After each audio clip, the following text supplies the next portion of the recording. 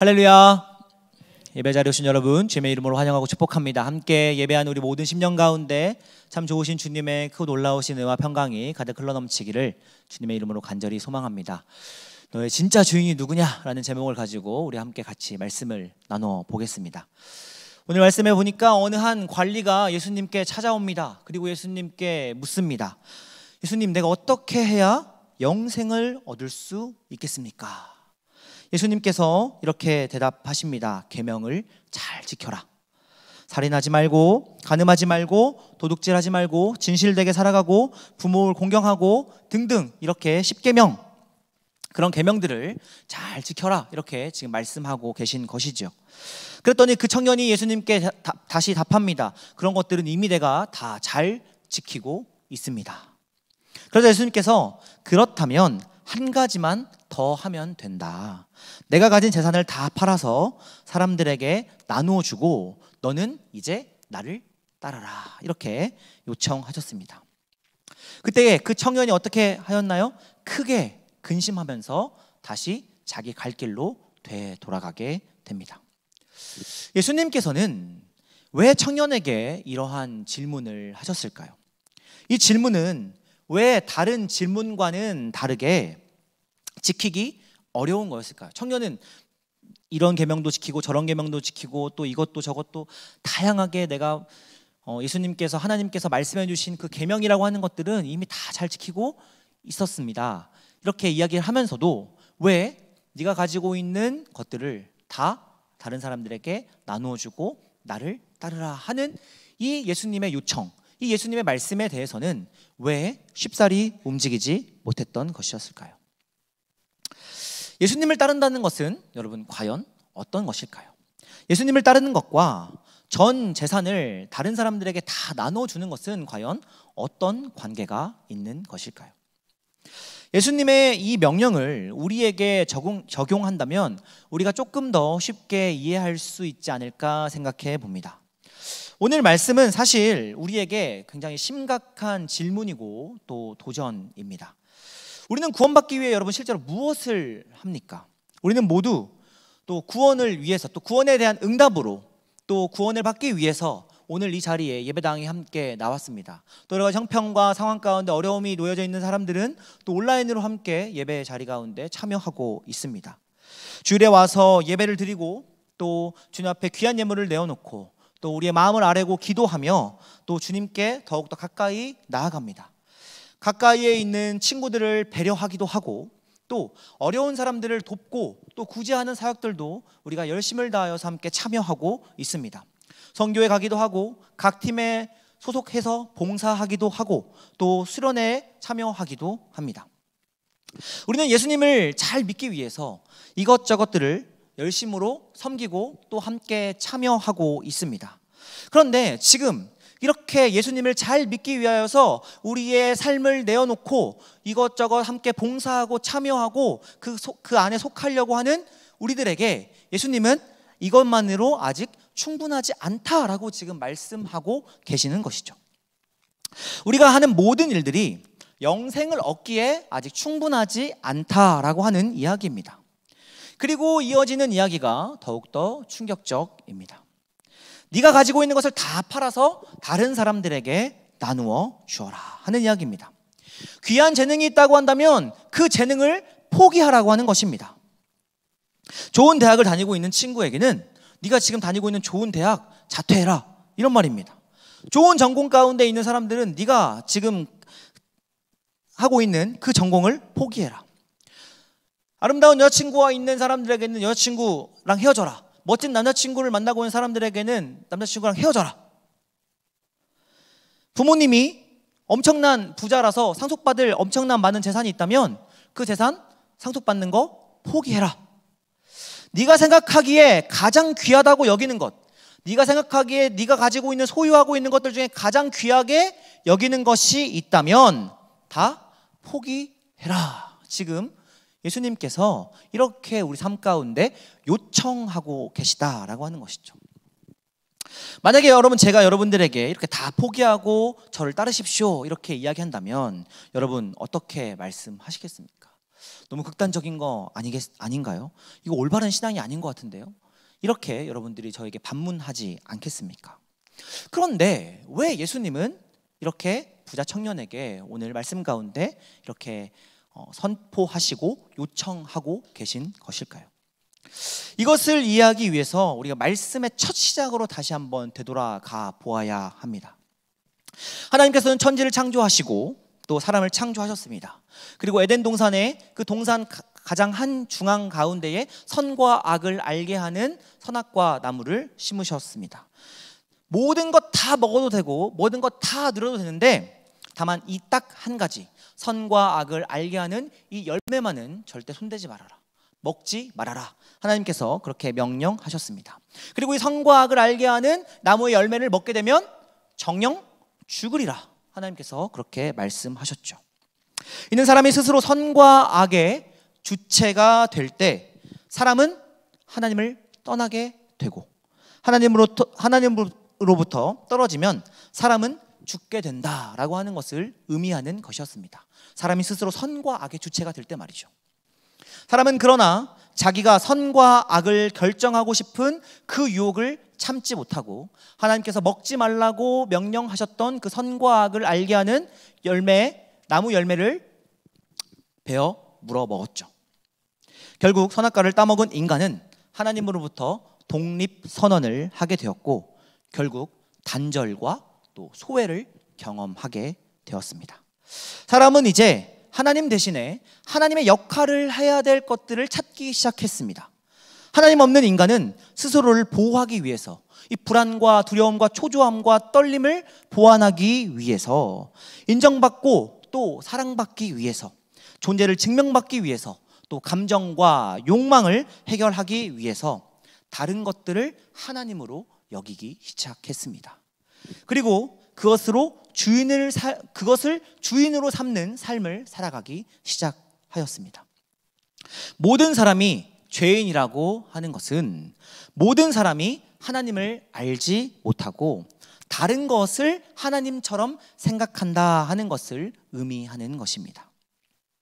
오늘 우리가 함께 읽은 이 본문 누가복음 18장에 나오는 이 사람의 모습을 오늘 함께 예배하고 있는 우리 청년들의 모습을 같이 함께 동일시하고 있습니다.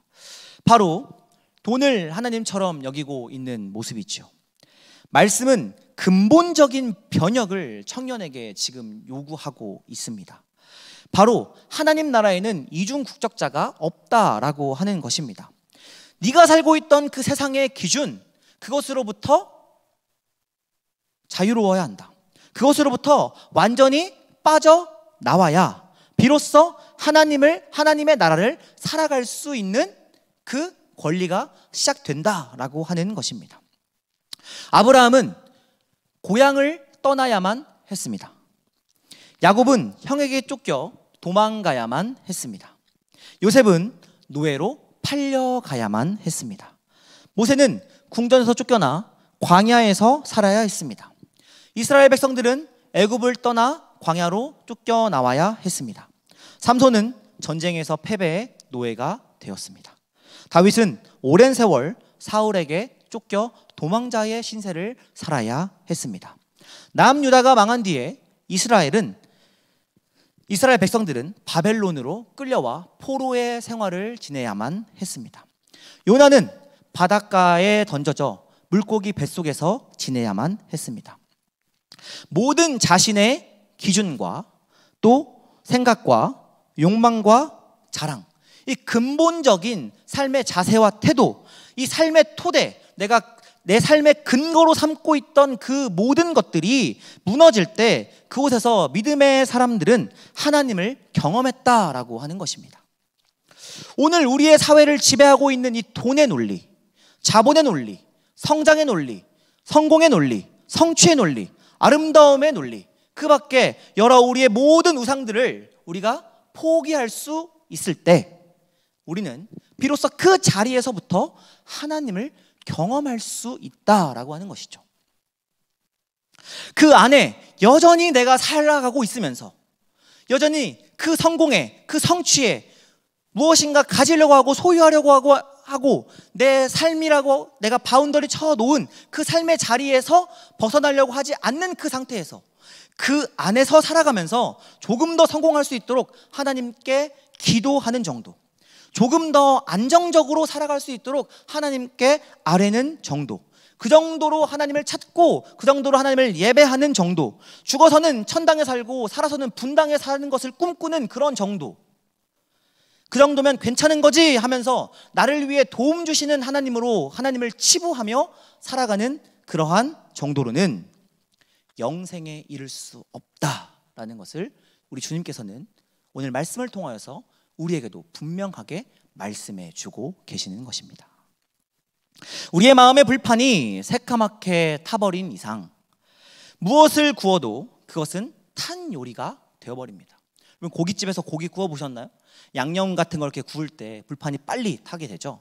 판을 갈지 않고 또 새로운 고기를 올리면 거기에 다 탄 것들이 묻어져 나오게 됩니다. 예수님은 부자가 천국에 들어가는 것이 낙타가 바늘구멍에 들어가는 것보다 어렵다고 말씀했습니다. 무슨 말씀입니까? 못 간다는 거예요. 아예 안 된다는 것입니다. 이 기준이라면 여러분, 우리는 천국에 갈 수 있겠습니까? 이 기준이라면 우리는 정말 하나님의 나라를 누리며 하나님 나라의 천국 시민권을 가지고 이 땅에서 살아갈 수 있는 사람들이겠습니까? 이러한 요구 앞에 우리는 놀라움과 절망 그리고 불편함에 직면할 수밖에 없습니다. 그 이유는 첫 번째로 우리에게 그러한 것이 사실 너무나도 필요한 것이기 때문에 그렇습니다. 우리에게 있어 우리 주님께서 지금 네가 가장 인생 가운데 소중하다고 여기는 것들 내려놓아야 한다라고 말씀하시는 그 말씀이 우리에게 너무 소중한 것들인데 그것을 내려놓아야 한다는 그 현실이 사실은 너무 불편합니다. 그리고 현실적으로 포기할 수 없는 것들입니다. 왜냐하면 내 삶과 직접적으로 연결되어 있는 것이기 때문에 그렇습니다. 이러한 절망은 사실 모든 사람들의 절망이기도 합니다. 청년은 이 이야기를 듣고 안색이 어두워져서 돌아갔다 이렇게 말씀하고 있습니다. 제자들은 그에 반해서 제자들은 신이 나서 예수님 저는 다 내려놓고 왔는데요. 저는요 가족들 다 내려놓고요, 부모 형제 다 내려놓고요, 그물도 내려놓고요, 제 배도 내려놓고요, 제가 갖고 있는 모든 것들 다 내려놓고 지금 주님 따르고 있는데요 이렇게 자랑하였지만 예수님께서 십자가에 못 박히시자 그 제자들 다 어떻게 하였나요? 모두 자신의 목숨이 아까워서 뿔뿔이 흩어져 버렸습니다. 출애굽을 경험했던 이스라엘 백성들도 모세가 사라지자 금송아지를 만들어 그것이 우리를 인도할 하나님이다 이렇게 고백하며 그 금송아지를 우상으로 섬겼고, 가나안 땅에 들어가자 풍요의 신 바알을 자신의 하나님으로 삼고 그 바알에게 절하며 그 바알을 우리를 인도할 하나님이라 여기며 그렇게 하나님과 함께 섬겼다라고 하는 것입니다. 솔로몬은 거대한 왕국을 이루고 이방신을 숭배하였고 남유다의 왕들은 산당을 포기하지 않았습니다. 하나님께서는 끊임없이 오늘도 우리 삶의 자리에서 온전하게 하나님께 모든 것을 내어놓고 그분께 우리의 모든 삶의 전부를 의탁할 것을 요청하시고 선포하고 있지만 모든 사람들이 그 길 앞에서 다 실패하였습니다. 그런 점에서 우리도 우리 삶을 다시 한번 되돌아봐야 합니다. 그런 점에서 우리도 하나님의 명령 앞에 순종하지 못한 죄인입니다. 그렇다면 여러분, 우리에게 어떤 희망이 존재하는 것일까요? 우리 함께 26절과 27절의 말씀을 함께 읽어보겠습니다. 시작. 듣는 자들이 이르되 그런즉 누가 구원을 얻을 수 있나이까? 이르시되 무릇 사람이 할 수 없는 것을 하나님은 하실 수 있느니라. 아멘. 사람이 할 수 없는 것을 하나님은 하실 수 있느니라. 여러분, 이것이 오늘 우리에게 선포되는 복음입니다. 우리는 할 수 없지만, 우리는 여전히 그 삶의 자리에서 그 길에서 넘어지고 무너지고 실패하고 그래서 또 좌절할 수밖에 없지만, 우리는 그런 존재밖에 되지 않지만 하나님은 능히 하실 수 있느니라. 그런 우리를 여전히 하나님의 자녀로 삼아주시고, 여전히 우리를 하나님의 거룩한 백성으로 삼아주셔서 여전히 우리를 부르시고 세우시고 다시 한번 말씀 앞에 세워놓으시는 그 하나님의 은혜, 그것이 오늘 우리의 삶을 이끌어 간다라고 하는 것입니다. 그리고 더욱더 놀라운 비밀이 이 안에 숨겨져 있습니다. 그것이 무엇입니까? 우리는 우리의 것을 포기할 수 없기에 우리를 사랑하시는 그리스도 예수께서 자신의 목숨을 포기하셨다라고 하는 것입니다. 우리가 하나님을 사랑할 수 없기에 하나님께서는 우리를 더욱더 사랑해 주셨습니다. 어떻게 하면 밑빠진 독에 물을 부을 수 있을까요, 여러분? 밑빠진 독에 물 붓기라고 하는 말이 있는데, 어떻게 하면 밑빠진 독에 물을 부을 수 있을까요? 밑빠진 독 전체를 물에 빠뜨리면 됩니다. 우리가 우리 안에 하나님을 채울 수 없기 때문에 하나님이 자신의 사랑 안에 우리를 담그셨다라고 하는 것이죠. 우리 대신에 죽으시고 우리를 위해 다시 살아나셨습니다. 그리고 그 십자가와 부활의 자리에 지금 우리를 초대하고 계신 것입니다. 예수님을 믿는다는 것은 그 사랑 그리고 그 섬김을 받아들이는 것입니다. 그 감격을 나의 것으로 받아들이는 것입니다. 그리고 그 사랑에 감격해서 예수님처럼 살기로 다짐하고 결단하는 것입니다. 예수님께서는 성령님을 우리에게 보내주셔서 예수님처럼 살 수 있도록 우리의 삶을 도우십니다. 우리가 말할 수 없는 탄식 가운데 놓여져 있다 하더라도, 말할 수 없는 것들 가운데 우리가 답답함 가운데 놓여져 있다 하더라도 성령께서는 그 말할 수 없는 탄식으로 우리를 대신하여 중보하여 주시고, 우리를 대신하여 기도하여 주시고, 우리의 모든 삶의 자리 가운데 조각나고 깨어지고 빈틈이 있는 그 삶의 자리를 성령의 능력으로 메꾸어 주고 계신다라고 하는 사실입니다. 구원받을 수 없는 우리를 위해서 스스로 죽으심으로 우리를 구원해 주셨습니다. 그리고 구원받은 자로서 예수님 따라 살 수 있도록 매 순간순간마다 우리 삶 가운데 함께하여 주시며 우리의 삶을 인도해 주고 계십니다. 모든 것을 버려야만 우리는 비로소 그 자리에서 하나님을 만날 수 있습니다. 그러나 하나님께서는 그것을 율법으로 만들어서 우리를 압박하지 않으시고 오히려 스스로 자신의 모든 것을 내어주심으로써 본을 보여주셨습니다. 우리는 이제 기쁨으로 하나님을 더욱 사랑하게 되어 자신의 것을 내어드릴 수 있게 되었습니다. 하나님만을 사랑하는 것, 하나님만을 주인으로 모시는 것, 그것은 오직 예수 그리스도의 그 사랑 안에서 우리의 삶을 다시 한번 되돌림으로써 그것이 가능하다라고 하는 것이죠. 오늘은 종교개혁 506주년이 되는 날입니다. 종교개혁은 루터가 1517년 10월 31일 비텐베르크 성체교회에 95개조 반박문을 붙임으로써, 사실 종이 한 쪼가리에 불과한데요, 이 종이를 붙임으로써 이 종교개혁이 시작되었습니다. 루터는 법학과에서 재학하던 중에 친구가 갑자기 죽게 되었고, 그 충격으로 인하여서 신학에 입문하게 되었고, 또 뛰어난 실력으로 교수로 발탁되어서 또 사제의 자리까지 오르게 되었습니다. 그런데 막상 사제가 되어보니 그곳에서 루터는 사제들의 일종의 이 종교적 행위들에 대해서 의문을 품기 시작했습니다. 거기서 회의를 느끼게 됩니다. 성경은 분명히 다른 것들을 말씀하고 있는 것 같은데 사제들의 삶을, 사제들의 행위를, 사제들이 하고 있는 것들을 보니 분명히 성경과 다른 어떤 측면이 있다라고 하는 것을 발견하게 되었다는 것이죠. 그리고 루터는 이 비텐베르크 성체교회에 95개조 방박문을 붙이게 됩니다. 이 95개조 방박문의 논제 제1조는 이렇게 기록되어 있습니다. 우리 주요 선생이신 그리스도 예수께서 회개하라 명하실 때 그 회개는 우리의 전 삶이 돌아서는 것을 뜻한다.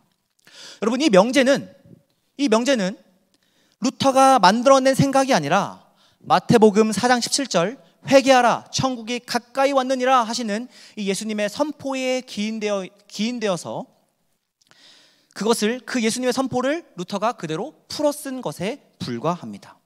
여기서 회개라고 하는 것은 메타노이아라고 하는 헬라어인데 완전하게 돌이킨다, 완전하게 돌아선다라고 하는 것을 의미합니다.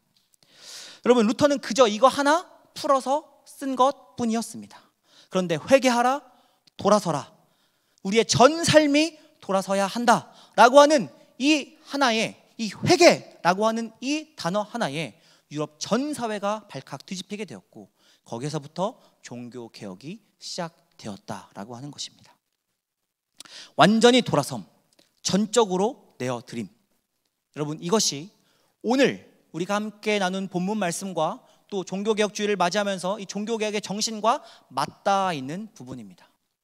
사랑하는 여러분, 여러분 삶 가운데 질문하실 수 있기를 바랍니다.